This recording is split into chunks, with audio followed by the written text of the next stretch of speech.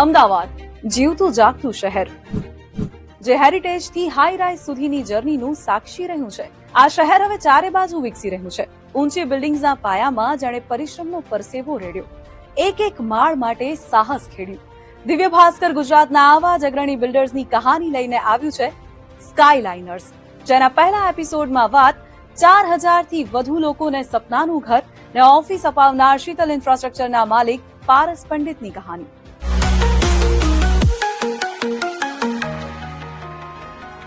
આવનારા 10 વર્ષમાં આ બિલીવ નહીં કરી શકો એવું ગુજરાતને અને અમદાવાદને ઇન્ફ્રાસ્ટ્રક્ચર મળશે. પારસભાઈની લાઇફસ્ટાઇલ જોઈને કોઈને પણ થાય કે તેઓ ગોલ્ડન સ્પૂન બેબી છે, પરંતુ તેમનું બાળપણ 30 મીટરથી પણ નાના ઘરમાં વીત્યું છે.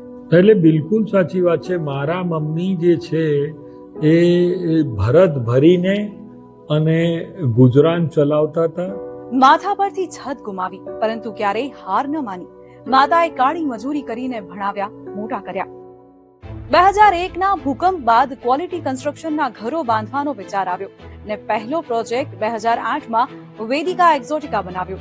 1993માં મારા ફાધર એક્સપાયર થઈ ગયા અને ત્યારબાદ જે છે મારાથી આખો વિડિયો જોવા માટે ડાઉનલોડ કરો દિવ્ય ભાસ્કર એપ.